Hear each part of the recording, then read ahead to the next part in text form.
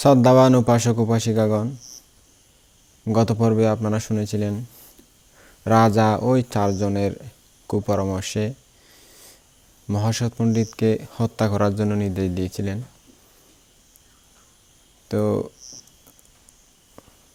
সেদিন রাতে যখন রাজা ঘুমাতে গেলেন, অস্বস্তি বোধ করতে লাগলেন। তো রানী তার কাছ থেকে জানতে পারলেন যে মহাসৎ পণ্ডিতকে তা হত্যা করার জন্য নির্দেশ দেওয়া হয়েছে। তো রানী এটা শুনে খুব ভয় পেয়ে গেছিলেন, কিন্তু রানী মহাসৎ পণ্ডিতকে বাঁচানোর জন্য, তাকে এই খবর জানানোর জন্য একটা কৌশলে তার নিকট খবর পাঠালেন। তো বুদ্ধিসত্ত্ব এই খবরটা জেনে কি করতে হবে সেটা চিন্তা করে ঘুমিয়ে পড়লেন। তো তারপর দিন কী হলো শুনুন। ওই পরদিন পণ্ডিত চারজন একদম সকালেই উঠে ওই তলোয়ার হাতে নিয়ে ওই দরজার পেছনে মহাসৎ পণ্ডিত আসে কিনা দেখতে দেখতে অপেক্ষা করতেছিলেন। তারা মহাসতের দেখা না পেয়ে অনেকক্ষণ দাঁড়িয়ে থাকলেন, আসবে কি না, আসতেছে নাকি, ওই দেখো দেখো আসতেছে কিনা এরকম হবে। তো এখন দেখতে দেখতে গার পর্যন্ত অনেকের ব্যথা হয়ে গেছিল মনে হয়। তো আসতেছে না, বিরক্ত হয়ে ও অনেকক্ষণ দাঁড়াতে দাঁড়াতে দাঁড়াতে ওরা তো সুখী মানুষ, বিরক্ত হয়ে বলেছে আসবে না মনে হয়। তো এইভাবে অনেকক্ষণ কষ্ট করে দাঁড়িয়ে আসতেছে না দেখে সেখান থেকে চলে গেলেন। রাজা জিজ্ঞেস করলেন, আপনারা কি ওই গৃহপতি পুত্রকে হত্যা করেছেন? তারা বললেন, না মহারাজ, আমরা তার দেখা পর্যন্ত পাচ্ছি না, কোথায় হত্যা করব, সে তো আজকে আসেইনি রাজ দরবারে। ওইদিকে বোধিসত্ত্ব অরুণোদয়ের পরেই জানতে পারলেন যে তার কৌশলে পুরো নগরবাসীরা, নাগরিক মানুষেরা তার সপক্ষে এসেছেন, তার সমর্থন করতেছেন। তো মহাসৎ পণ্ডিত স্থানে স্থানে বিভিন্ন জায়গায় সৈন্য রক্ষী রেখে বহু অনুচর সঙ্গে নিয়ে মহাসাড়ম্বরে রথে চড়ে রাজ দরবারে উপস্থিত হলেন। তো রাজা প্রাসাদের জানালার দিকে দেখতেছিলেন। মহাসত্য রথ থেকে নেমে তাকে প্রণাম করলেন। এসে রাজা ভাবলেন, এই যদি আমার শত্রু হয় তাহলে কখনো আমার প্রণাম করতো না, অর্থাৎ আমার সাথে মনে মনে শত্রুতা পোষণ করলে, আমাকে গোপনে গোপনে আমার অনিষ্ট চিন্তা করলে আমাকে এসে সম্মান করতো না, প্রণাম করতো না। এটা ভাবলেন রাজা। এরপর তিনি বোধিসত্ত্বকে ডাকিয়ে নিজে আসন গ্রহণ করলেন এবং যেন কিছুই জানেন না এইভাবে তিনি জিজ্ঞেস করলেন, বৎস, তুমি কাল গিয়েছ, আজ এত দেরিতে আসলে কেন বলো তো? আমাকে তুমি এমনভাবে ত্যাগ করতে পারলে, আমার কথা একদম মনে থাকে না তোমার? তুমি কী জন্য দেরি করে এসেছো সেটা সত্যি করে বলো তো, গোপন না করে। মিথ্যা বলবে না, সত্যি করে বলবে, তা শুনি দেখি। তখন বোধিসত্ত্ব বললেন, মহারাজ, আপনি পণ্ডিত চারজনের কথা শুনে আমাকে হত্যা করার জন্য নির্দেশ দিয়েছেন, সেজন্যই আসি নাই। তিনি রাজাকে ধিক্কার জানিয়ে বললেন, মহারাজ, গতকাল আপনার স্ত্রীকে আপনি গোপনে যে কথা বলেছিলেন, আমাকে হত্যা করার জন্য যে আদেশ দিয়েছিলেন, সে কথা আপনার স্ত্রীকে বলেছিলেন। দেখুন তো, ভেবে দেখুন তো, আপনি আপনার গোপনীয় কথাটি আপনার স্ত্রীকে আপনি বলেছেন, তো সেটি উদ্ঘাটিত হয়ে গেছে, প্রকাশিত হয়ে গেছে। তো প্রকাশিত হওয়ার কারণে আমি জেনে গেছি। এ কথা শুনে রাজা বুঝলেন উডুম্বরা দেবী সেই সময়ে মহাসৎ পণ্ডিতকে এ সংবাদ দিয়েছিলেন, আর কেউ দিতে পারেন না। আমি তো ওকে বিশ্বাস করে বলেছিলাম, এই খবর প্রকাশিত হয়ে গেছে কেমনি। তিনি রাগান্বিত হয়ে রানীর মুখের দিকে তাকালেন।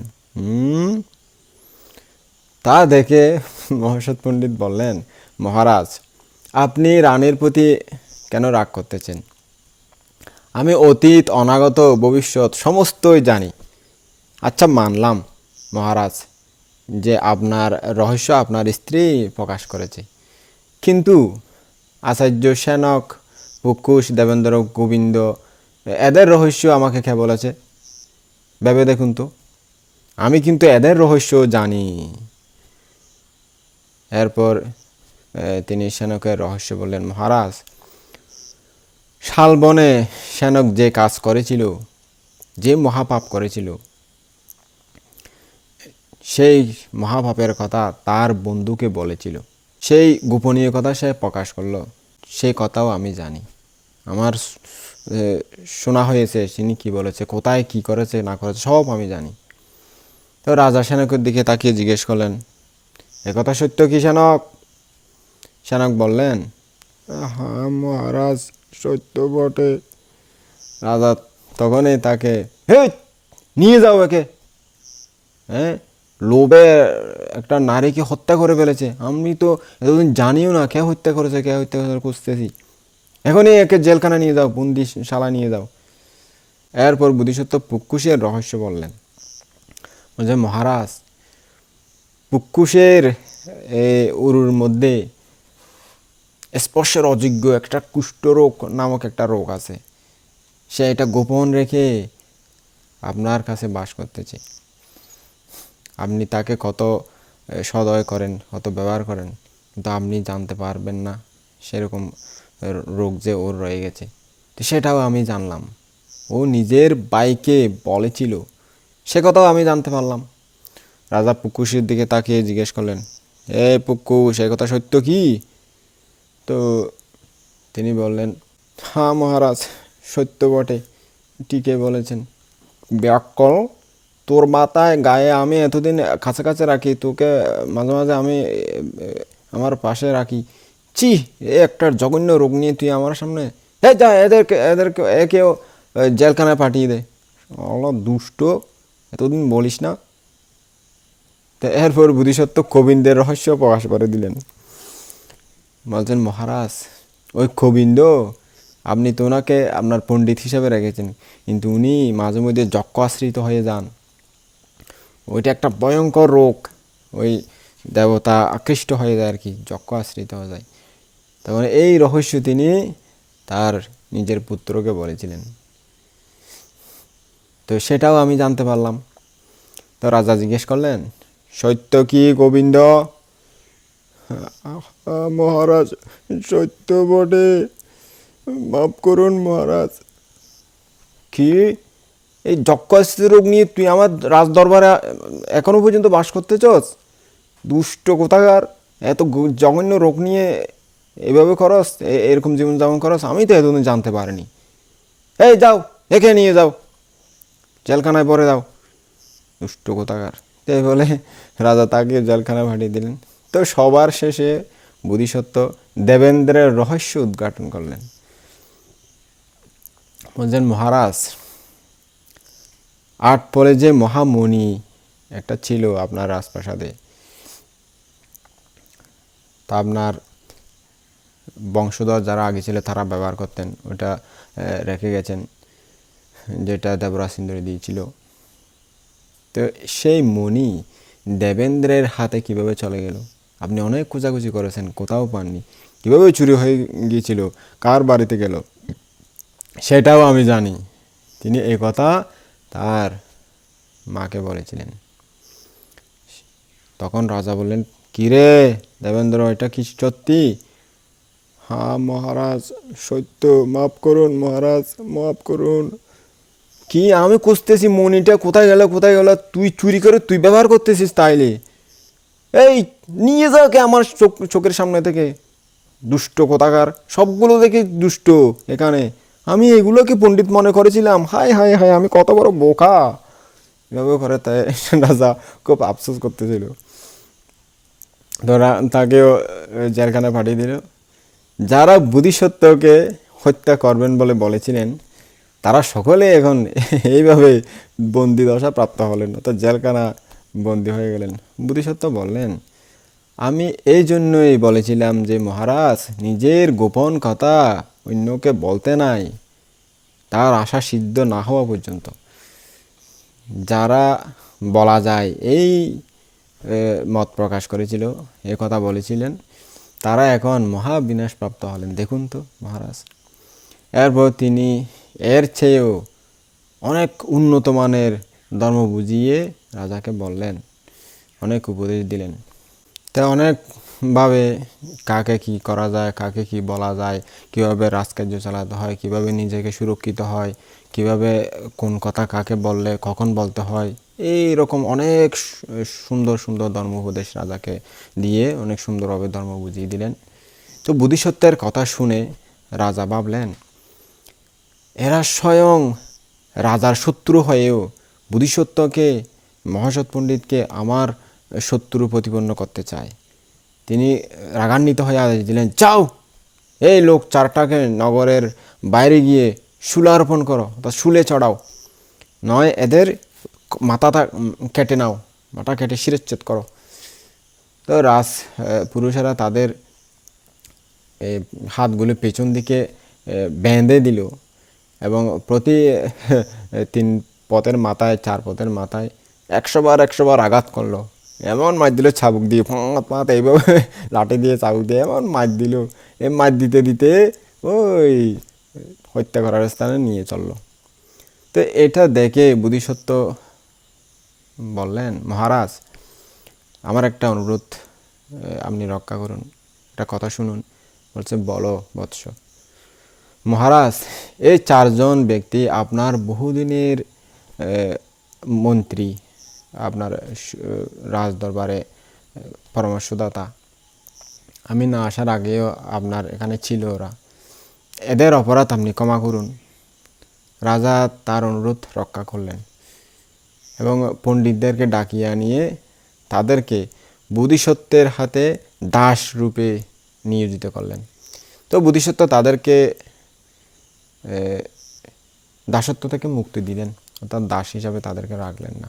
রাজা বললেন, তাহলে এরা আমার রাজ্যে বাস করতে পারবে না, এদেরকে নির্বাসিত করব। তিনি তাদেরকে নির্বাসনের আজ্ঞা দিলেন, তো এরা আমার রাজ্য থেকে দূর হয়ে যাক।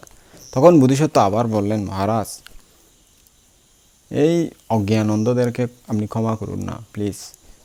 কি করবে বেচারারা, ভুলে করে ফেলেছে আর কি, এখন শাস্তি দিলে এটা একটু অন্যায় হয়ে যাবে, তাদেরকে ক্ষমা করে দিন আপনি, আপনার বহু উপকার করেছে। তো তো তার অনুরোধ রাজা রক্ষা করলেন। এরপর ওই 4 জন ব্যক্তিকে ক্ষমা করলেন এবং আবার পুনরায় ওই স্ব পদে প্রতিষ্ঠিত করলেন। রাজা ভাবলেন মনে মনে, যখন শত্রুর প্রতিও মহাসৎ কুমারের এরূপ মৈত্রীভাব, তখন অন্যের প্রতি এর মনের ভাব না জানি আরো কত মধুর, কত শান্ত, কত করুণাপূর্ণ হবে তার হৃদয়। এটা চিন্তা করে তিনি বোধিসত্ত্বের প্রতি অত্যন্ত প্রসন্ন হলেন। এই সময় থেকে ওই 4 জন পণ্ডিত বিষাক্ত সাপ থেকে যেমন বিষ দাঁত তুলে ফেলা হয়, এই সাপের নিয়ে নির্বিষ হয়ে, অর্থাৎ বোধিসত্ত্বের বিরুদ্ধে আর কিছুই বলতে কোনোদিন সাহস করলেন না, অর্থাৎ তারা পরাজয় মেনে নিলেন না, এর সাথে কোনোভাবেই পেরে উঠব না, তার চাইতে এমনি নীরব হয়ে থাকাই ভালো। ইনি আমাদেরকে কত বিপদ থেকে উদ্ধার করেছেন, আমাদেরকে হত্যা করতে নিয়ে যাচ্ছিল, সেখান থেকে উনি আমাদেরকে নিয়ে এসেছেন। আসলে আমরাই অন্যায় করেছি, এত বড় একটা মহৎ হৃদয় পূর্ণ মৈত্রীপূর্ণ মন নিয়ে আছে, উনার সাথে আমরা শত্রুতা করেছি, না না আর কোনোদিন করব না। তবে তারা এরপর থেকে শান্ত হয়ে গেলেন।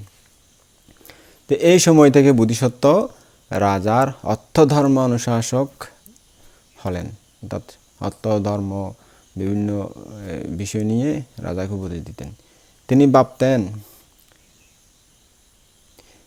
শ্বেতছত্র রাজার বটে, অর্থাৎ রাজ্যের অধিষ্ঠাত্রী শাসনকর্তা রাজা বটে, কিন্তু আমাকে তো এই রাজ্যের সুশাসন করতে হবে, সব কিছু দায় দায়িত্ব বোধিসত্ত্ব মনে করলেন আর কি।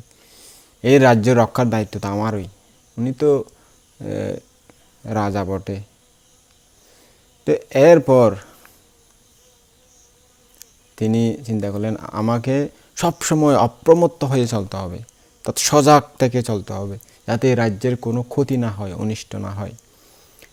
তিনি এরপরে এই নগরের, তার রাজধানীর একটি মহাপ্রাকার নির্মাণ করালেন। বলার কি, তখন রাজধানীটা ঘেরা থাকতো, এটা মহা প্রাচীর নির্মাণ করালেন এবং ক্ষুদ্র প্রাকারগুলিরও দরজা, অট্টালক খুব সুন্দরভাবে সুদক্ষভাবে সুরক্ষিত করে নিলেন। প্রাকারগুলির ছোট ছোট স্থানীয়, অর্থাৎ ওই যে ওয়ালের প্রাচীরের ফাঁকে ফাঁকে যে ছোট ছোট মধ্যবর্তী স্থান থাকে, সেখানে অনেক অট্টালক নির্মাণ করালেন যাতে যুদ্ধ হলে সুরক্ষিত থাকে। এবং নগরের চারিদিকে 3টি পরিখা খাত খনন করা হলো। একটা জল পরিখা, অর্থাৎ পানি দিয়ে পরিপূর্ণ করা হলো এই পরিখাটা, তার চারিদিকে একটা নগরের রাজধানীর প্রাচীরের বাইরে, যাতে শত্রুপক্ষ আক্রমণ করতে না পারে, ওই পরিখাগুলো খনন করা হতো। তখন এটা পানি দিয়ে পরিখা খনন করা হলো। এরপরে আরেকটা পরিখা খনন করা হলো। এরপরের লাইনে এটা দিয়ে কাদা দিয়ে, অর্থাৎ কাদা বেশি ওখানে নামলেই কাদার মধ্যে ঢুকে যায়, নরম নরম অনেক গভীর গর্তগুলো, ওখানে কাদা দিয়ে পূর্ণ করা হয়েছে। এরপর শুষ্ক পরিখা, অর্থাৎ গভীর কিন্তু এটা শুকনা, এইভাবে 3টা পরিখা নির্মাণ করা হয়েছিল। তো নগরের অভ্যন্তরে, তার রাজধানীর ভিতরে যে সকল ভাঙাচোরা ঘর ছিল, তিনি সেগুলিও খুব সুন্দরভাবে মেরামত করালেন। বড় বড় পুকুর, বড় বড় পুষ্করিণী, বড় বড় লেকের মতো পানি রাখার, বেশি বেশি পানি রাখার জন্য বিশেষ করে এইগুলো খনন করালেন। পুকুরের মতো বড় বড় বিশাল দিঘি, এগুলো খনন করালেন। ওইগুলিতে পানি ভরে সুন্দরভাবে পরিপূর্ণ করে রাখলেন। এবং নগরের সমস্ত শস্য ভাণ্ডার, গোডাউন বলেন বর্তমানে, ওই গোডাউনগুলি ধান, চাল, বিভিন্ন খাদ্যশস্য দিয়ে পরিপূর্ণ করে রাখলেন। যে সকল তাপস, ঋষি, মুনি ঋষি হিমালয় থেকে রাজকুলে আগমন করতেন, তারা মাঝে মাঝে হিমালয় থেকে আসতেন বিভিন্ন রাজ্যে, রাজার রাজধানীতে থাকতেন, রাজার কুলগুরু ছিল। তিনি তাদের দ্বারা ওই কাদা, ওখান থেকে কাদা পুট আর কি চিটিঙ্গা ভাষায় বলে, আর ওই কুমুদ বীজ আনতেন। তাদেরকে বলে আরেকবার আসার সময় এরকম আমাদের জন্য এরকম আনবেন। তো ওখান থেকে কাদা, আর শক্তিশালী কাদা আর কুমুদ বীজ, যেটা জলের মধ্যে, পানির মধ্যে দিলে অনেক লম্বা হয়ে যায়, শাপলা ফুলের মতো একটা গাছ আর কি ওটা। তো পরে যখন এটা বর্ণনা করা হবে দেখতে পারবেন যে এটা একদিনের মধ্যে অনেক লম্বা হয়ে যায়। এরকম একটা শাপলা ফুলের মতো একটা গাছ ছিল, ওরকম বীজ আনায়ন করতেন আর কি। হিমালয়ের গভীর জঙ্গল আছে, গভীর অনুতপ্ত হ্রদ আছে, ওখান থেকে মুনি ঋষির দ্বারা, তাপসের দ্বারা এগুলো আনায়ন করে এনে রাখলেন। তো পানি বের হওয়ার জন্য যে সকল নালা নর্দমা ছিল, তিনি সেগুলি পরিষ্কার পরিচ্ছন্ন করিয়ে রাখলেন। এবং রাজধানীর বাইরে যে সকল ভাঙাচোরা ঘর ছিল, সেগুলিও সুন্দরভাবে তৈরি করলেন, মেরামত করালেন। এরকম করার কারণ কি? ভবিষ্যৎ ভয় মোকাবেলা করার জন্য এই সকল কাজ তিনি আগেভাগে সারিয়ে নিয়েছেন। যদি কোনো রাজা আক্রমণ করে, ভয় উপস্থিত হয়, কারণ হবেই, সেটা তিনি অনুমান করতে পারেছিলেন প্রজ্ঞা গুণের কারণে, হতে পারে এভাবে, এই কারণে তিনি এরকম করেছিলেন। ওই বোধিসত্ত্বদের নগরে নানান দেশ থেকে ব্যবসায়ীরা আসতেন ব্যবসা করতে। বোধিসত্ত্ব তাদেরকে জিজ্ঞেস করতেন, আপনারা কোথা হতে আসতেছেন? তারা বলতেন, আমরা অমুক স্থান থেকে আসতেছি, আমরা অমুক স্থান থেকে আসতেছি। তো ব্যবসায়ীরা এভাবে উত্তর দিলে মহাসত্ত্ব আবার জিজ্ঞেস করতেন, আপনাদের রাজা কি ভালোবাসেন, কি খেতে পছন্দ করেন, কি ব্যবহার করতে ভালোবাসেন? তো তারা বলতেন অমুক জিনিস, অমুক দ্রব্য, অমুক জিনিস, এভাবে বলতেন। তাদের রাজার অবস্থা তো তারাই জানতেন। এইভাবে তাদের কথোপকথনের পর বোধিসত্ত্ব তাদেরকে সম্মানের সাথে বিদায় দিতেন, তাদেরকে খুব সুন্দরভাবে ব্যবহার করতেন। নিজের 101 জন যোদ্ধাকে ডেকে তিনি বললেন, বাপু সকল, আমি যে সকল উপহার দিচ্ছি সেগুলি নিয়ে 101 জন রাজার কাছে যাও এবং তোমাদের নিজ নিজ হিতকামনায় সেখানকার রাজাদেরকে উপহারগুলি দান করো। তখন জম্বুদ্বীপের মধ্যে 101 জন রাজা ছিল, সামন্ত রাজা এবং ক্ষমতাশালী রাজা, বড় রাজ্য ছোট রাজ্য মিলে 101 জন রাজা ছিল তখন। তো তিনি এদের জন্য উপহার পাঠাচ্ছেন আর কি, তাও প্রজ্ঞা গুণের কারণে, ভবিষ্যৎ চিন্তা করে। এত প্রজ্ঞা ছিল সে জন্মে বোধিসত্ত্ব। তারপর বোধিসত্ত্ব তাদেরকে বললেন, তোমরা ওখানে গিয়ে উপহার দিয়ে রাজাকে সন্তুষ্ট করে সেই রাজ্যে তোমরা রাজার সেবক হয়ে রাজার কাছে বাস করবে, ওখানে থেকে যাবে, রাজাদের সেবায় ওখানে নিয়ে যেতে হবে এবং তাদের কাজ এবং মন্ত্রণা, আলোচনা, সিদ্ধান্ত জেনে আমাকে গোপনে সংবাদ দেবে।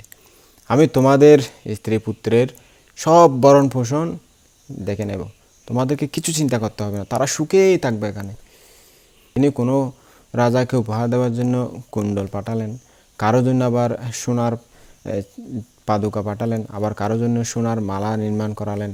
ওই সকল উপহারে তিনি গোপনে নিজের নামাক্ষর চিহ্নিত করালেন, অর্থাৎ নিজের একটা নামের অক্ষর দিয়ে ওটা চিহ্নিত করে রাখলেন এবং সেগুলি ওই তার নির্বাচিত যোদ্ধাদের হাতে দিয়ে বললেন, যখন আমার প্রয়োজন হবে তখন এই সকল অক্ষরের অর্থ আমি তোমাদেরকে বলবো, ততক্ষণ পর্যন্ত তোমরা আমি যা বলছি তাই করো। তো যোদ্ধারা এই উপহারসমূহ নিয়ে এক একজন এক এক রাজ্যে, রাজধানীতে চলে যেতেন এবং সেখানকার রাজাকে দিয়ে বলতেন, মহারাজ, আমি মহারাজকে সেবা করার জন্য এসেছি। তো কোথা থেকে এসেছো তুমি জিজ্ঞেস করলে তারা যে স্থান থেকে গিয়েছেন তা না বলে অন্য কোনো একটা স্থানের নাম বলতেন, অন্য কোনো একটা জায়গার নাম বলে দিতেন। তো রাজা উপহার পেয়ে সন্তুষ্ট হয়ে তাদেরকে তাদের কোনো একটা কাজে নিযুক্ত করতেন, অর্থাৎ রাজধানীতে দামি উপহার দিয়েছেন সেই হিসাবে তাকে একটা কাজে নিয়োজিত করতেন আর কি, যেহেতু তারা এখানে বাস করতে চায়, একটা রাজার অনুগ্রহ চায়। তো এইভাবে তারা ওখানে থাকতে থাকতে রাজার খুব বিশ্বাসভাজন হয়ে যেতেন, অর্থাৎ রাজার খুব বিশ্বস্ত হয়ে যেতেন আর কি। তাদের ব্যবহারে বোধিসত্ত্ব যেভাবে শিখিয়ে দিয়েছিলেন ওইভাবে করতেন। ওই সময়ে একবল নামক একটা রাজ্য ছিল। তো ওই রাজ্যে শঙ্খপাল নামক একজন রাজা তীর, ধনুক, তলোয়ার নিয়ে সেনা সমবেত করতেছিলেন, তার যুদ্ধের জন্য প্রস্তুত হচ্ছিলেন, এরকম আর কি, এরকম হচ্ছেন মনে হচ্ছে আর কি। তা তার রাজধানীতে যেই গুপ্তচর গিয়েছিল তিনি বোধিসত্ত্বকে গোপনে সংবাদ জানিয়ে লিখলেন, এখানকার এই সংবাদ কিন্তু কী উদ্দেশ্যে যে এই যুদ্ধবিদ্যার আয়োজন হচ্ছে তা কিন্তু আমি জানতে পারিনি, আপনি কাকেও পাঠিয়ে সেই উদ্দেশ্য জেনে নিন। এই সংবাদ পেয়ে বোধিসত্ত্ব একটা শোক পাখিকে ডেকে বললেন, একটা বোধিসত্ত্বের শোক পাখি ছিল পালক, উনি ওনার গুপ্তচর হিসাবে কাজ করতো আর কি, যেখানে মানুষ যেতে পারে না বোধিসত্ত্ব ওকে পাঠিয়ে দিতেন। তো ওই শোক পাখিকে তিনি ডাকলেন, ডেকে বললেন, সৌম্য, তুমি একবল রাজ্যে গিয়ে দেখো তো রাজা শঙ্খপাল কি করতেছেন, কি উদ্দেশ্যে তার এই সমস্ত তলোয়ার মলোয়ার নিয়ে, তীর ধনুক নিয়ে তো আয়োজন হচ্ছে।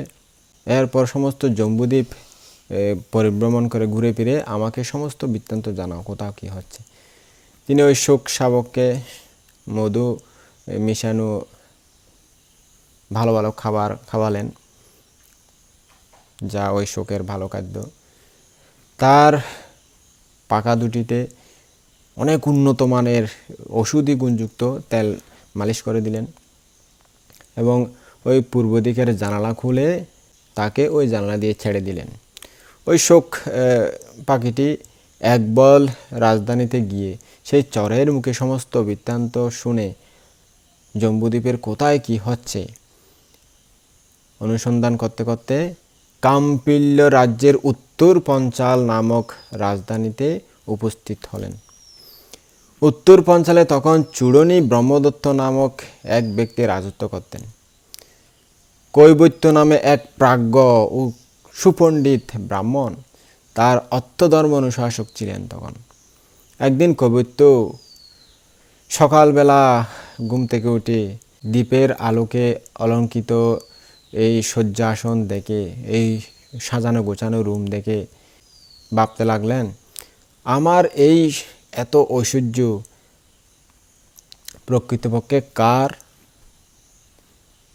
ইহা অন্য কারো নয়, ইহা চূড়নী ব্রহ্মদত্তের, যিনি এত ঐশ্বর্যের দাতা, এত সম্পত্তি আমাকে দান করেছেন। তাকে সমস্ত জম্বুদ্বীপের সর্বপ্রধান রাজা করা আমার দায়িত্ব, আমার কর্তব্য। তা করতে পারলে আমিও তার প্রধান পুরোহিত হতে পারবো। আমার কত তখন সুনাম হবে, সমস্ত জম্বুদ্বীপের প্রধান রাজার পুরোহিত আমি। একটা গাথ হারো নাইয়ের মতো লাদ দেরি, হারো নাইদেরকে গাথ মান অহংকারে বেচারা।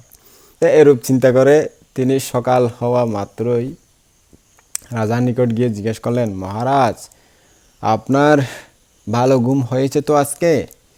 তারপর তিনি বললেন, মহারাজ, একটা মন্ত্রণার বিষয় আছে, অর্থাৎ একটা গুপ্ত আলোচনার বিষয় আছে বলতেছে আর কি। রাজা বললেন, আচার্য বলুন কি করতে হবে?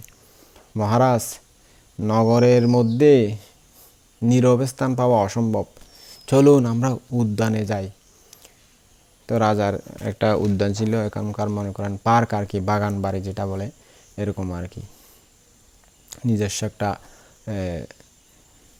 এরকম জায়গা থাকতো রাজাদের, বড় লোকদেরও থাকতো। তো এটা এরকম ওই নির্জন জায়গায় যেতে বলতেছে। তো রাজা বলেন, বেশ তাই করা হোক, আচার্য চলুন। তো এই বলে রাজা তার সাথে ওই উদ্যানে চলে গেলেন এবং তার সৈন্য সামন্ত সবগুলো মানুষকে বাইরে রেখে, জায়গায় জায়গায় প্রহরী রেখে শুধুমাত্র তাকে নিয়ে সেই উদ্যানের ভিতর প্রবেশ করলেন। এবং ওই মঙ্গলশিলা যেখানে আছে, একটা মঙ্গল বৃক্ষ, মঙ্গলশিলা থাকে যেখানে বসে রাজা সবসময়, সেখানে বসলেন। ওই শোক পাখিটি তখন ওই স্থানে উপস্থিত হয়েছিল। শোক পাখিটি এই ব্যাপার দেখে ভাবলেন, নিশ্চয় এর কোনো কারণ আছে, নাইলে এরকম পরিবেশটা কেন তৈরি হয়েছে, এরকম কেন করতেছে রাজা। আজ মহাসৎ পণ্ডিতকে বলার মতো উপযুক্ত কিছু শুনতে পাবো। সে এই উদ্দেশ্য নিয়ে ওই উদ্যানে প্রবেশ করে মঙ্গল শাল বৃক্ষের পাতার ভিতরে একদম লুকিয়ে থাকলেন, দেখা না যায় মতো পাতার ভিতরের মধ্যে ঢুকে প্রবেশ করলেন আর কি। রাজা ওই কৈবত্যকে বললেন, কি বলবেন বলুন আচার্য, এখানে কেউ শুনতে পাবে না। কৈবত্য বললেন, আপনার কান আমার নিকটে আনুন, একদম কান কাছাকাছি আস্তে করে বলতেছে আর কি। আমাদের এই মন্ত্র, আমাদের এই পরামর্শ মাত্র চতুষ্কর্ণ হবে, অর্থাৎ চারটা কানেই জানবে, আর কেউ জানবে না। অর্থাৎ রাজার দুইটা কান, ওই কৈবত্যের দুইটা কান আর কি। মহারাজ, যদি আমার কথা মতো কাজ করেন তাহলে আপনাকে জম্বুদ্বীপের সর্বপ্রধান রাজা করতে পারব। রাজা অতীব আগ্রহের সাথে কৈবত্যের কথা শুনলেন এবং খুশি হয়ে বললেন, বলুন আচার্য, আপনি যা বলবেন তাই করব আমি, কোনো চিন্তা করবেন না। মহারাজ আসুন, আমরা সেনা সংগ্রহ করে প্রথমে ছোট ছোট রাজ্যগুলি অবরোধ করি। আমি ছোট দরজা দিয়ে রাজধানীতে ঢুকে রাজাকে বলবো যে, মহারাজ, যুদ্ধে আপনার কোনো প্রয়োজন নাই, আপনি কেবল আমাদের বশ্যতা স্বীকার করুন, আপনার রাজ্য আপনারই থাকবে, আমরা কিছু করব না। যদি যুদ্ধ করেন তাহলে আমাদের এই বিপুল সেনাবাহিনীর সাথে নিশ্চয় আপনার মহাপরাজয় ঘটবে, আপনি কোনোদিনও পারবেন না। তিনি যদি আমার কথা মতো কাজ করেন তাহলে তাকে আমাদের পক্ষভুক্ত করে নিব। যদি আমাদের কথা মতো কাজ না করেন, না শুনেন, তাহলে যুদ্ধ করে তাকে হত্যা করব এবং আমাদের এই সেনা নিয়ে, বিপুল সেনা নিয়ে একটির পর একটি এই রাজ্যগুলো অধিকার করতে করতে জম্বুদ্বীপের সমস্ত রাজ্য আমরা দখল করে নেব, আত্মসাৎ করে নেব, জয় পান উৎসব করব আমরা তখন। এইভাবে 101 রাজাকে আমাদের নগরে আনব। এরপর উদ্যানে একটা অনুষ্ঠানের আয়োজন করব। সেখানে বসে ওই সকল রাজা বিষ মেশানো সুরা, নেশাদ্রব্য, মদ, যেগুলো খাবার দাবার, এগুলো খেয়ে তারা মারা যাবে। আমরা তাদের ওই মৃতদেহগুলো নদীতে ফেলে দেব। এইভাবে 101 রাজার রাজ্য আমাদের দখলে আসে যাবে। আপনি জম্বুদ্বীপের সর্বপ্রধান রাজা বলে পরিগণিত হবেন। রাজা বললেন, বাহ, এ অতি উত্তম প্রস্তাব আচার্য। আমি আপনার কথা মতো এই কাজটি অবশ্যই করতে রাজি আছি।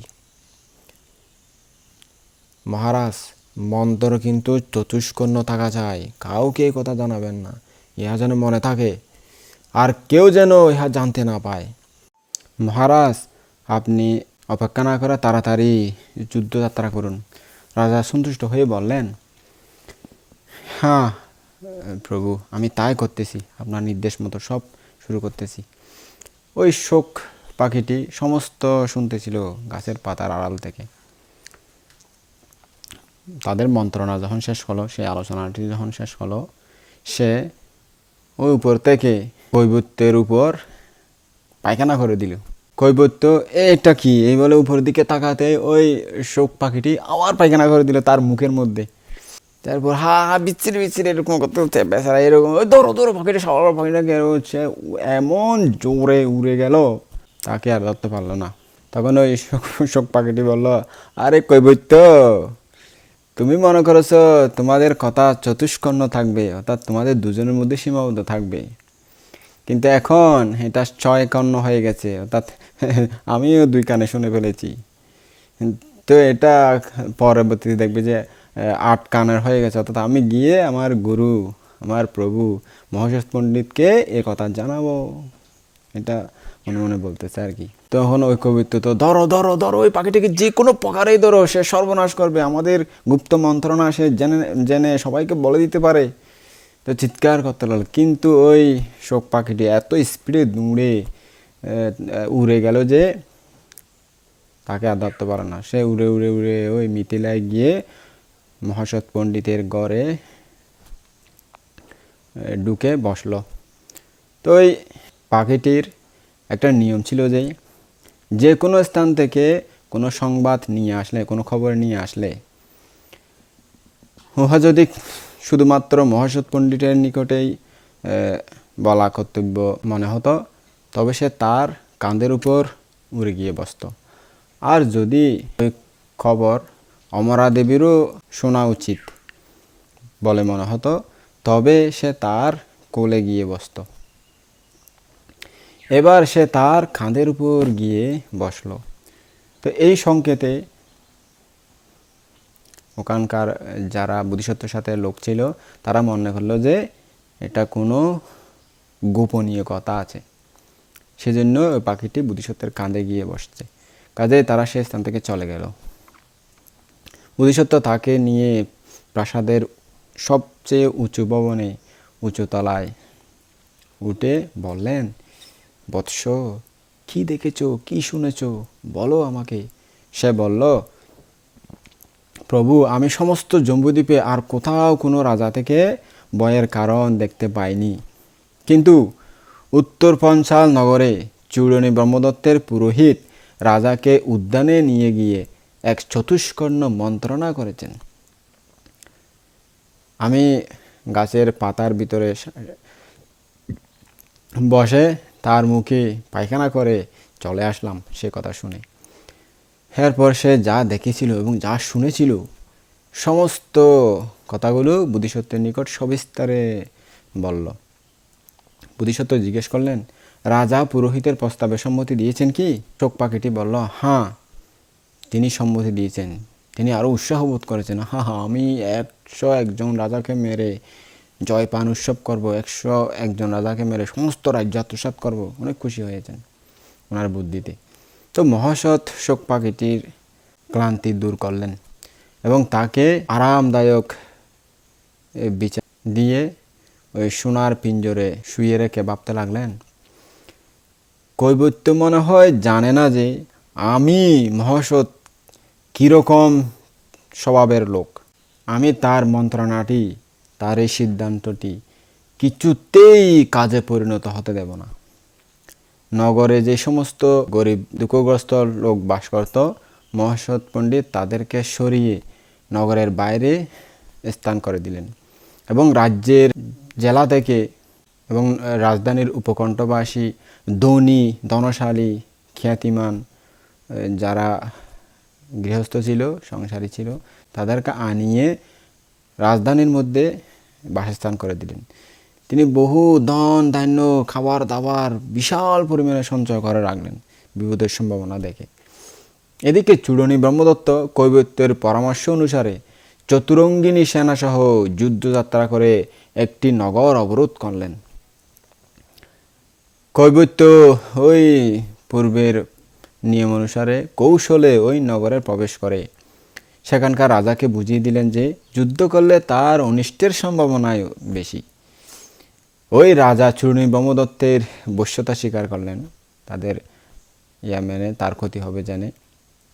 এরপর তারও নিজের এই 2 সেনা নিয়ে চূড়নী ব্রহ্মদত্ত এক বিদেহরাজ ব্যতীত ক্রমান্বয়ে জম্বুদ্বীপের অপর সমস্ত রাজাকে নিজের বশ্যতাপন্ন করলেন।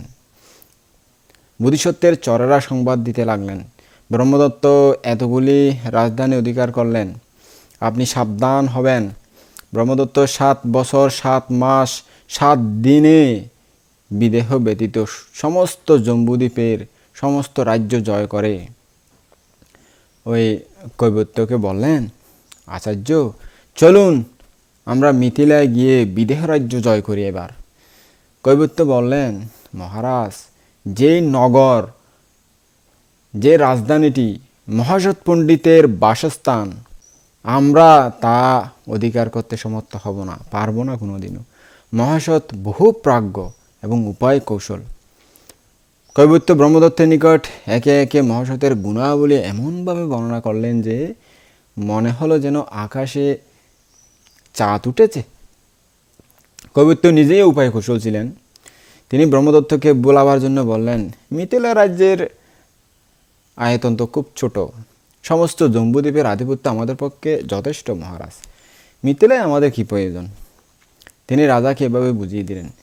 বশ্যতাপূর্ণ রাজারা কিন্তু বললেন, ওই যারা তাদের কাছে পরাজিত হওয়ার ভয়ে তাদের কাছে নত স্বীকার করলেন আর কি, তারা বললেন, আমরা মিথিলা অধিকার করে জয় পান উৎসব করবই করব। কৈবর্ত তাদেরকেও বারণ করলেন।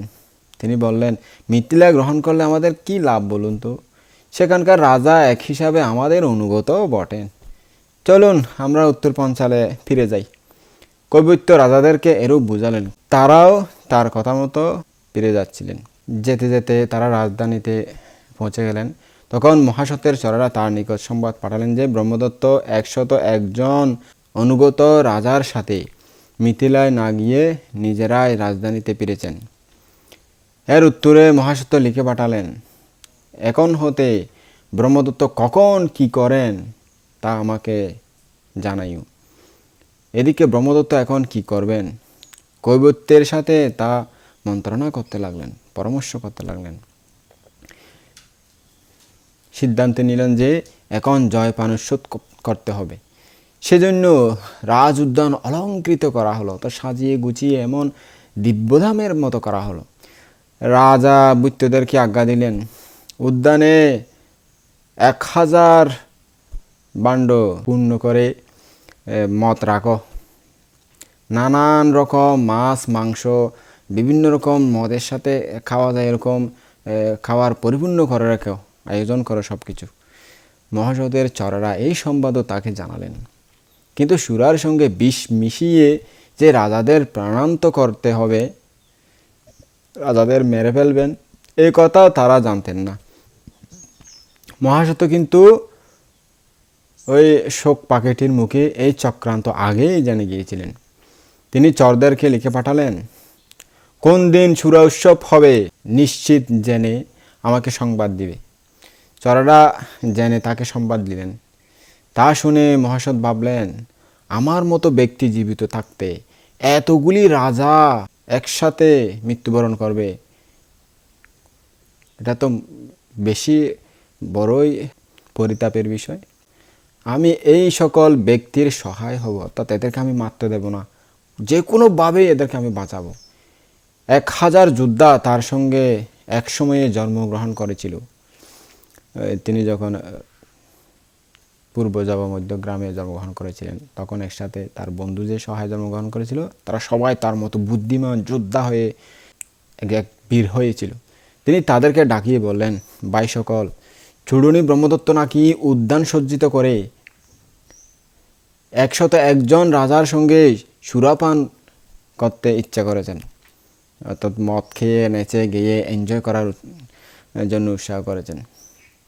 তোমরা গিয়ে এই সকল রাজা নিজ নিজ সজ্জিত আসনে বসার আগেই চূড়নী ব্রহ্মদত্তের পাশে যে মহা দামি সুন্দর আসনটি থাকবে, সেই আসন আমাদের রাজার জন্য এই বলে নিয়ে নেবে, দখল করে নেবে।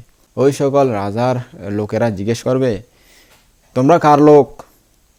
তোমরা উত্তর দেবে, আমরা বিদেহ রাজার লোক। এতে তারা তোমাদের সঙ্গে ঝগড়া করবে, বলবে, আমরা এই 7 বছর 7 মাস 7 দিন নানান রাজ্য জয় করে বেড়ালাম, একদিনও তো বিদেহরাজকে দেখতে পেলাম না আমাদের সাথে, তিনি আবার কি রাজা? যাও, তার জন্য সকলের পেছনে একটা আসন দেখে নাও। তখন তোমরা বলবে, ব্রহ্মদত্ত ব্যতীত আর কেউ আমাদের রাজার চেয়ে শ্রেষ্ঠ নন। এইভাবে ঝগড়া বাড়িয়ে তুলবে এবং বলবে যে, আমাদের রাজার জন্য যদি উপযুক্ত আসন না পাওয়া যায়, তাহলে তোমাদেরকেও এই মদ মাংস টাংস এগুলোকেই উৎসব করতে দেব না। তোমরা মহা চিৎকার করতে করতে, গস গদি দিতে দিতে, একদম লাফাতে লাফাতে, তোমাদের বল দেখাতে দেখাতে তাদের মনে ভয় জন্মাবে। বড় বড় লাঠি ছোটার আঘাতে ওই সুরাবাণ্ডগুলি, মদের ডেকচিগুলি ভেঙে চুরে নাশ করে দেবে, মাছ মাংস এগুলো চড়িয়ে চিটিয়ে ফেলে দেবে এবং তোমরা খেয়ে দিয়ে একদম নাশ করে দূরে এসে বিশাল সেনাবাহিনীর মধ্যে ঢুকে পড়বে। দেবনগরে ঢুকে যেভাবে হৈ হুল্লাস করে, সেভাবে তোমরা ওই মহা সেনার মধ্যে, বিশাল সেনাবাহিনীর মধ্যে ঢুকে কোলাহল উৎপন্ন করবে এবং বিশৃঙ্খলা সৃষ্টি করবে। আমরা মিথিলাবাসী মহাসৎ পণ্ডিতের লোক, যদি সাধ্য থাকে, তোমাদের ক্ষমতা থাকে, তাহলে আমাদেরকে ধরো দেখি তোমরা যে সেখানে গেছো, তা এইভাবে সকলকে জানিয়ে তাড়াতাড়ি এখানে ফিরে আসবে। যোদ্ধারা, হ্যাঁ প্রভু, এই কথা বলে তার আদেশ মতো কাজ করতে সবাই সম্মত হলো এবং তাকে প্রণাম করে যুদ্ধে সজ্জিত হয়ে সেখান থেকে বের হয়ে গেল। তারা উত্তর পঞ্চালে গিয়ে নন্দন কাননের ন্যায় সুসজ্জিত রাজ উদ্যানে প্রবেশ করল। সুসজ্জিত শ্বেতছত্র, 101 রাজার জন্য আসন প্রভৃতি মহতী শোভা দেখতে পেল তারা। সুন্দর করে সাজানো গোছানো হয়েছে তাদের আনন্দ উৎসবের জন্য। তারা গিয়ে এগুলো দেখে এবং মহাসৎ যা যা বলেছিলেন সমস্তই সম্পন্ন করল। তারা সেখানকার সমস্ত লোক সংক্ষুব্ধ করে মিথিলা অভিমুখে ফিরে আসলো। রাজপুরুষেরা গিয়ে ব্রহ্মদত্তকে এই ব্যাপার জানালো। তিনি বিষ দিয়ে মারার যে ব্যবস্থা করেছিলেন তা এইভাবে ব্যর্থ হলো দেখে খুব বেশি রাগান্বিত হলেন। 101 রাজাও তাদের এই কাণ্ড দেখে ক্রুদ্ধ হলেন, কারণ তারা বিনামূল্যে এত বিশাল আয়োজন, মদ মাংস মাছ বিভিন্ন রকম খাবার দাবার এগুলো থেকে বঞ্চিত হলো। এই জন্য ব্রহ্মদত্ত এই রাজাদেরকে ডেকে বললেন, চলুন আমরা মিথিলায় গিয়ে খড়কের আঘাতে ওই বিদেহরাজের মাথাটি কাটি এবং তা বলের মতো মারতে মারতে সর্বনাশ করে আবার এখানে মনের সুখে জয় পান উৎসব করি। আপনারা নিজ নিজ সৈন্য নিয়ে যুদ্ধযাত্রায় সজ্জিত হন, শেষ করে দেব ওই সৈন্যদেরকে, ওই রাজাকে। এরপর কোনো গুপ্ত স্থানে গিয়ে তিনি কবিত্বকেও এই সংকল্প জানালেন। তিনি বললেন, আসুন আচার্য, যে শত্রু আমাদের এরম একটা সুমন্ত্রণা বাধা জন্মাই গেছে তাকে ধরতেই হবে। 101 রাজার 18 অক্ষৌণী অর্থাৎ বিশাল সেনা আছে, তা নিয়ে আমরা মিথিলায় যাব। ব্রাহ্মণ সুপণ্ডিত ছিলেন। তিনি ভাবলেন, মহাসৎ পণ্ডিতকে পরাজয় করা আমাদের এমন সাধ্য নাই। এই অভিযান শেষে আমাদের এই লজ্জার কারণ হবে। অতএব রাজাকে কোনোরকম বুঝিয়ে সুঝিয়ে যুদ্ধ না করার জন্য বলে দেখি। এই চিন্তা করে তিনি বললেন, ইহা বিদেহরাজের ক্ষমতায় ঘটেনি মহারাজ, ইহা মহাসৎ পণ্ডিতের চক্রান্ত হবে। এই মহাসৎ মহানুভব, মহাপ্রজ্ঞাবান, মহাজ্ঞানী, তার সাথে পেরে উঠতে কেউ পারে না। তার বুদ্ধির সাথে সবাই কাবু হয়ে যায়। যতদিন তিনি এই মিথিলা রাজ্য রক্ষা করবেন ততদিন ওই নগর সিংহরক্ষিতা গুহার ন্যায় জয় করা দুঃসাধ্য। আপনি যা করতে চাচ্ছেন তা শেষে আমাদের এই লজ্জার কারণ হবে। অতএব এই যুদ্ধ বা এই অভিযান করে কোনো কাজ নাই, আপনি নীরবতা অবলম্বন করুন।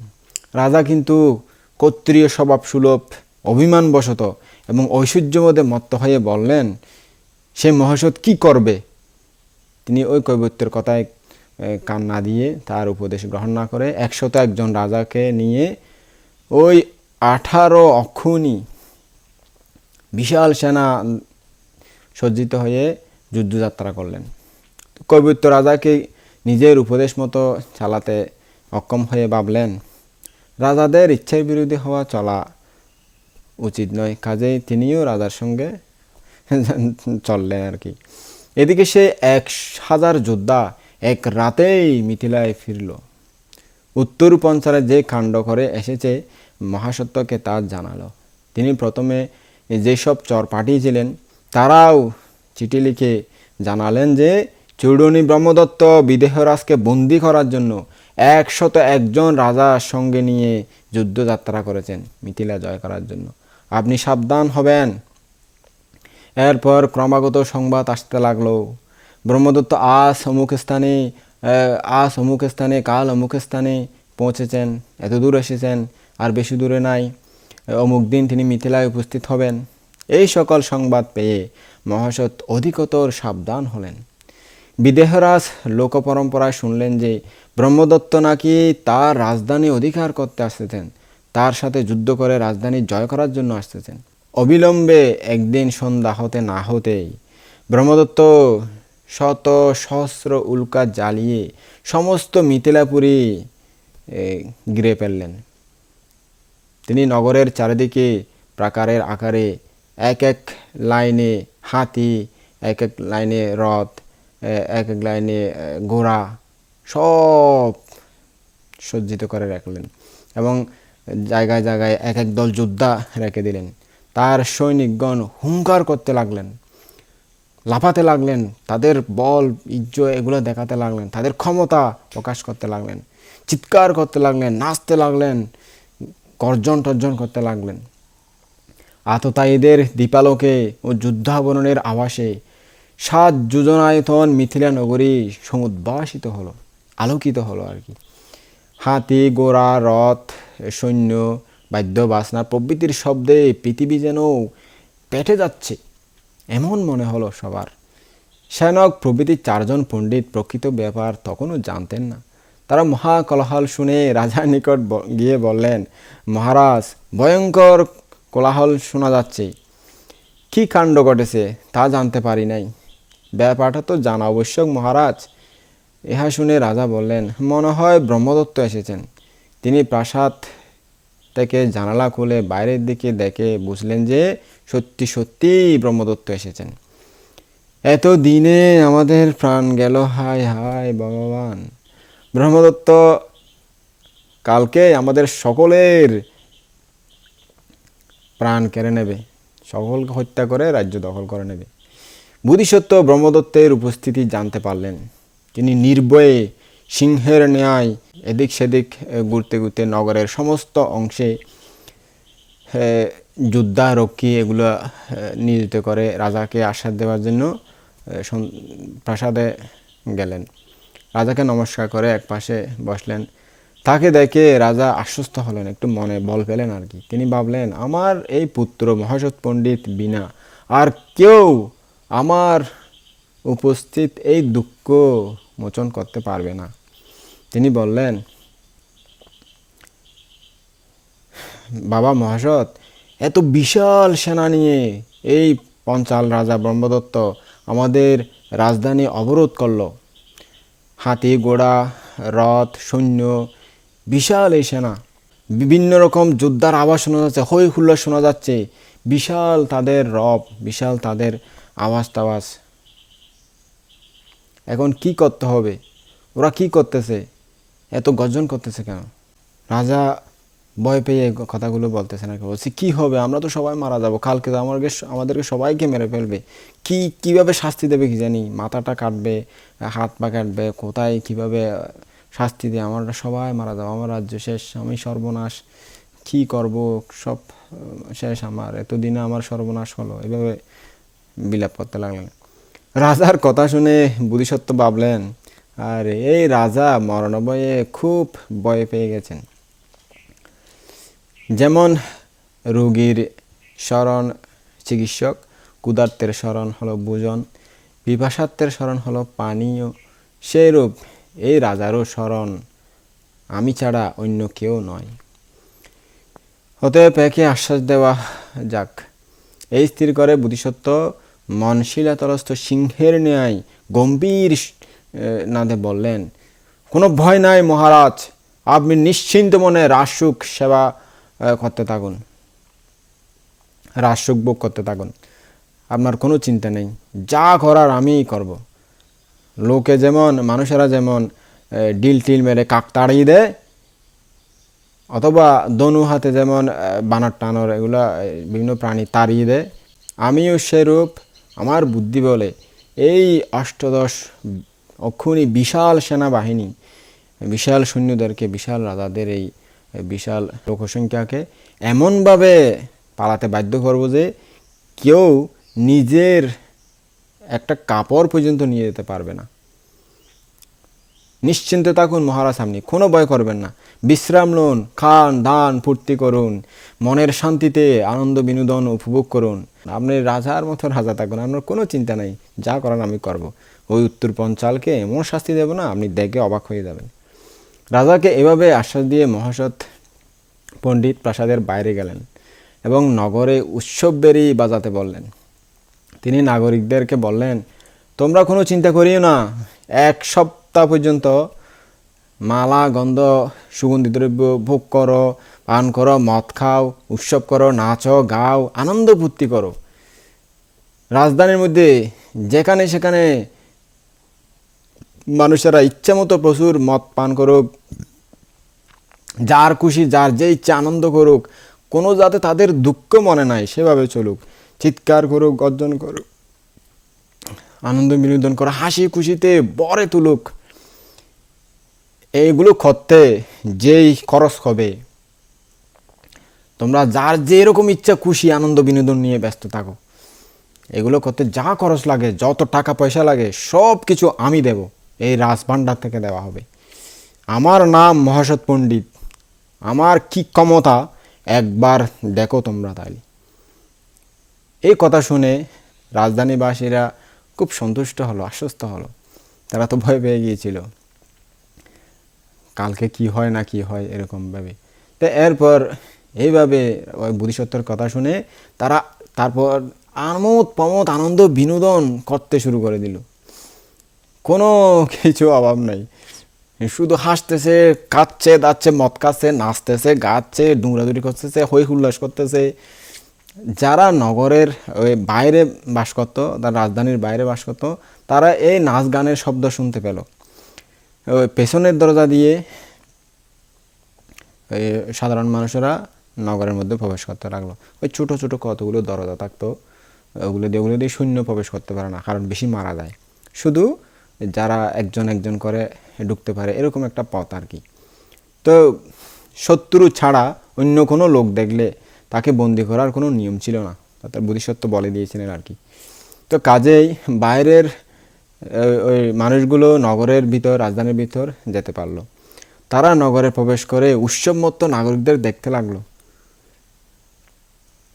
ব্রহ্মদত্ত নগরের কোলাহল শুনে অমাত্যদেরকে জিজ্ঞেস করলেন, আরে অমাত্যগণ, আমরা এতগুলো বিশাল সৈন্য নিয়ে এই রাজধানী অবরোধ করেছি, ঘিরে ফেলেছি, তবুও এই রাজধানীবাসীদের, নগরবাসীদের কোনো ভয় বা কোনো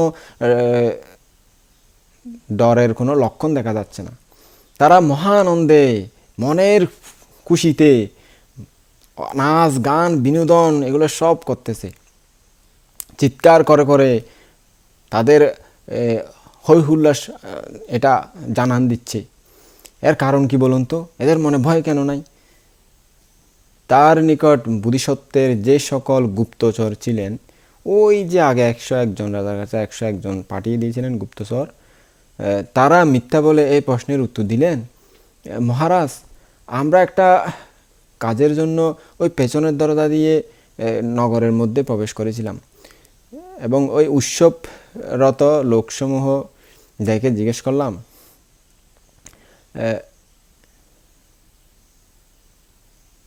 জম্বুদ্বীপের সমস্ত রাজা এসে তোমাদের রাজধানী ঘিরে রেখেছে, অবরোধ করেছে, আর তোমরা সকলে একদম নির্ভয়ে অসতর্কভাবে রয়েছ। ব্যাপার কি বলো তো ভাই? তারা বলেছিল, আমাদের রাজার ছোটোকালে, কুমারকালে একটা ইচ্ছে ছিল, একটা আকাঙ্ক্ষা ছিল, একটা আশা ছিল, জম্বুদ্বীপের সমস্ত রাজা যখন নগর ঘিরে ধরবে, অবরোধ করবে, তখন তিনি উৎসব করবেন। আজ তাই সে আশা পূর্ণ হয়েছে। এই কারণে তিনি উৎসব বেরি বাজিয়ে আজ্ঞা দিয়ে স্বয়ং ওই মহাতলে রাজবাড়িতে আপান ভোজন আনন্দ হই হুল্লাস নাচে গানে মত্ত হয়েছেন। ইহা শুনে ব্রহ্মদত্তের এমন রাগ উৎপন্ন হলো না, তিনি একদল সেনাকে তখনই আজ্ঞা দিলেন, এই নগরের চারিদিকে যেখানে সেখানে হোক, তোমরা গিয়ে পড়ো, এই পরীক্ষা টরীক্ষা বেদ করে ওই প্রাকারের আছে যে ওই প্রাকার ভেঙে চুরে চুরমার করে নগরের মধ্যে ঢুকে যাও, ওই তোরণগুলি গেটগুলি চুরমার করে ভেঙে দাও, নগরে ঢুকে মানুষেরা যেভাবে গাড়ির মধ্যে কুমড়া টুমড়া তোলে, নারকেল তোলে, এভাবে মানুষ কেটে শূন্য টূন্য কেটে গাড়ির মধ্যে বোঝাই করে তারপরে নিয়ে আসো। বিদেহরাজের মাথাটা এনে আমাকে দেখাবে, আমার নিজের কাছে আনবে। এই আদেশ পেয়ে বীর্যবান উদ্যমী অনেক যোদ্ধা অস্ত্রে শস্ত্রে সজ্জিত হয়ে ওই নগরের দরজার কাছে ছুটে গেল, দৌড়ে গেল। বোধিসত্ত্বের যোদ্ধারা তখন একদম গরম গরম সীসার পানি ঢেলে দিল, তারপরে কাদা টাদা এগুলো ঢেলে দিল, পাথর গরম করে এগুলা তাদের উপর ফেলে দিল। তাদেরকে এমন শাস্তি করলো, এমন শাস্তি দিল, তারা পিছনে ভয় পেয়ে চলে গেল। আরে বাপ রে বাপ, এখানে কিভাবে যায় রে, এত কষ্ট ছিল যে তারা সব বোধিসত্ত্বের বুদ্ধি আর কি। যারা ওই প্রাকার ভাঙার জন্য পরীক্ষার মধ্যে নেমেছিল, তাদেরকে প্রাকার ও পরীক্ষার মাঝখানে অট্টালোকের মধ্যে যে সমস্ত সৈন্য ছিল, তারা তীর ধনুক এগুলো দিয়ে আঘাত করে, বল্লম ঠলম দিয়ে আঘাত করে দলে দলে নিহত করলো, ওই ওখানে পড়ে গেল। ওই বিশাল ওয়াল, পরীক্ষার পর ওয়াল, এগুলো উঠতে পারতেছে না আর কি। তো পণ্ডিতের যোদ্ধাগণ ব্রহ্মদত্তের যোদ্ধাদেরকে হাতের নানান ভঙ্গি দেখিয়ে নানানভাবে তর্জন গর্জন করতে লাগলো, এ বেটা কেমন লাগে, উঠ না, উঠ উঠ, আয় না। তো নানানভাবে করতে লাগলো। ওই প্রাকারের উপর হাঁটতে হাঁটতে বিচরণ করতে করতে ওয়ালের উপর আর কি বিচরণ করতে করতে মদ খাচ্ছে, মাছ খাচ্ছে, মাছ মাংস বিভিন্ন খাবার খাদ্য এগুলো খাচ্ছে। মাংস খেতে খেতে হাড়গুলো খেতে খেতে এগুলো বলে, যাও যাও দাও, একটু একটু খাও না, বলো তো, দাও, তোমরা খাবার পাচ্ছ না, ধরো এগুলো খাও, এগুলো খাবে খাবে, এরকমভাবে করতে লাগলো। তোমরা তোমরা খাদ্য পানীয় না পেয়ে অনেক ক্ষুধার্ত হয়েছো, কিছুক্ষণের জন্য ভিতরে এসো না, এখানে অনেক খাবার দাবার খেয়ে দিয়ে মানুষ কত আনন্দ করছে, যে আসো আসো কিছু খেয়ে নাও, দাঁড়ো। তো এভাবে নানান অঙ্গভঙ্গি দেখিয়ে তাদেরকে অপদস্থ করতেছে আর কি। তারা আসলেই এমন মাছ দিয়ে ভিতরে লুকানো আছে যোদ্ধারা, তীর মারে, ধনুক মারে, বল্লম দেয়, পাথর ফেলে দেয়, সীসা ডালা পানি ফেলে দেয়, এইভাবে তারা একদম নাজেহাল অবস্থা করলো। এই কারণে ব্রহ্মদত্তের সেনা কিছুই করতে না পেরে আবার তার নিকট ফিরে গিয়ে বলল, মহারাজ, ঋদ্ধিমান বা কোনো অলৌকিক শক্তিধারী ব্যতীত অন্য কেউ এই পরীক্ষা পার হতে পারে না, ওই নগরের ভিতরে যেতে পারবে না। ব্রহ্মদত্ত মিথিলার পূর্বভাগে 4-5 দিন কাটিয়ে দিলেন, কিন্তু নগর অধিকার করার কোনো উপায় দেখতে পেলেন না তিনি। এরপর তিনি কৈবর্তকে জিজ্ঞেস করলেন, আচার্য, আমরা তো ওই রাজধানী কিছুতেই জয় করতে পারছি না, এক প্রাণীও এর নিকটে পর্যন্ত যেতে পারল না, এখন কর্তব্য কি বলুন তো, এখন কি করা যায়? কৈবর্ত বললেন, ও কথা রেখে দিন মহারাজ, মহারাজ নগর মাত্রে বাইরে থেকে পানি পায়, আমরা পানি বন্ধ করে নগর অবরোধ করব, অর্থাৎ পানি বন্ধ করে ওই রাজধানী অধিকার করব, রাজধানী জয় করব। নগরবাসীরা পানির অভাবে কাতর হয়ে দরজা বন্ধ করারই ব্যবস্থা করবেন, তার লোকেরা অপর কাকেও ওই জলাশয় বড় বড় যে লেক ট্যাক পুকুর টুকুর আছে ওগুলোতে যেতে দিল না ওই ব্রহ্মদত্তের লোকেরা।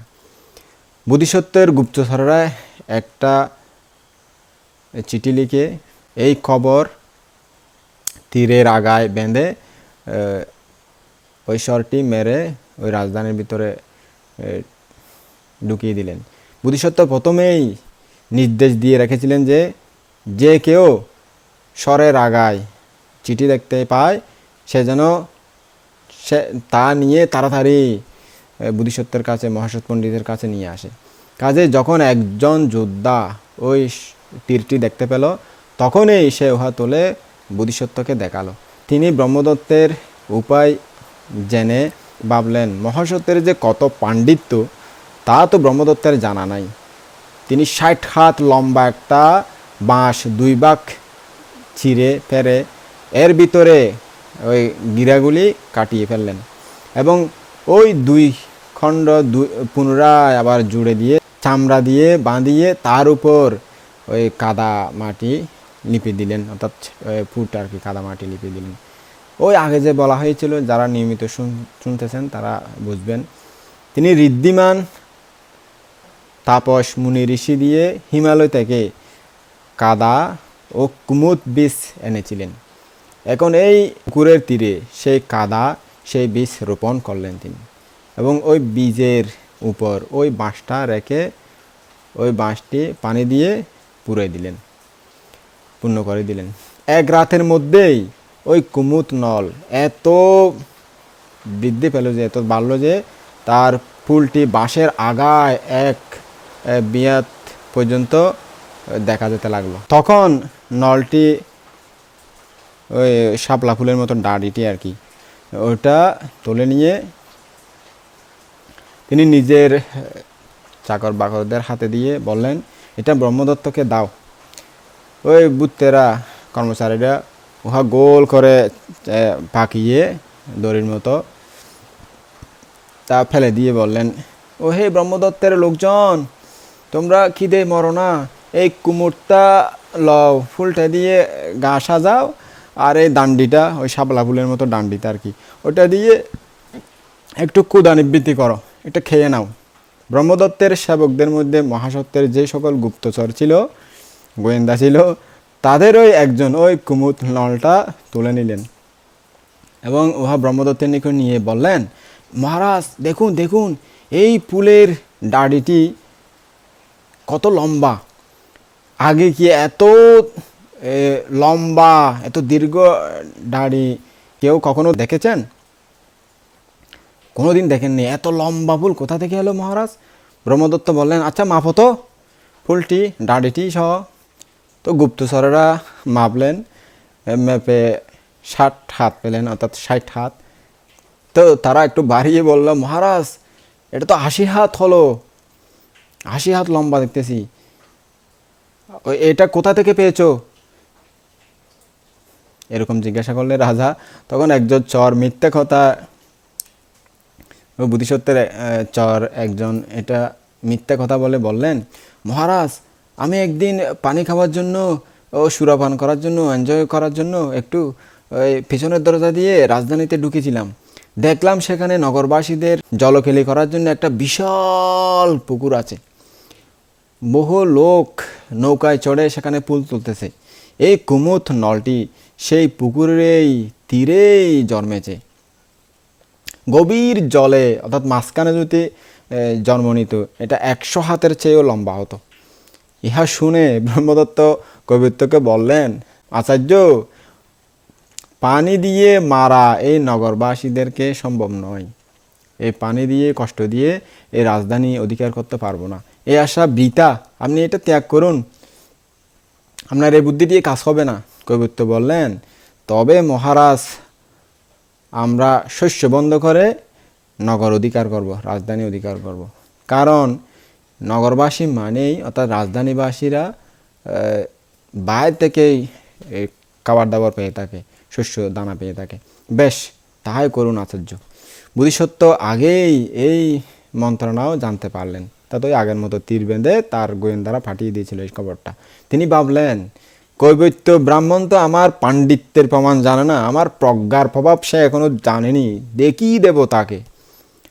তিনি ওই প্রাকারের মাথায় ফুট দিয়ে কাদা দিয়ে পূর্ণ করলেন, সেখানে দান রোপণ করলেন। বোধিসত্ত্বদের ইচ্ছা অভিপ্রায় সবসময় সফল হয়ে থাকে। এক রাতের মধ্যে দান গাছগুলি অঙ্কুরিত হয়ে বেড়ে ওই প্রাকারের উপর দেখা যেতে লাগলো। তা দেখে ব্রহ্মদত্ত জিজ্ঞেস করলেন, ওহে, ওই প্রাকারের উপর হলুদ বর্ণে দেখা যাচ্ছে, এগুলো কি দেখা যাচ্ছে? হলুদ রঙের যে কি কি দেখা যাচ্ছে মনে হয়? বোধিসত্ত্বের একজন গুপ্তচর যেন তার মুখের কথা কেড়ে নিয়ে বললেন, মহারাজ মহারাজ, গৃহপতি পুত্র মহাসৎ অনাগত ভয়ের আশঙ্কায় রাজ্যের সব স্থান হতে দান সংগ্রহ করে ওই বিশাল বিশাল গোলা পূর্ণ করে রেখেছেন, পুরায় রেখেছেন। তো ওই পুরো বিশাল বিশাল গোলাগুলো পূরণ করার পরেও যা দান বেঁচেছিল তা ওই প্রাকারের পাশে ফেলে রেখেছেন।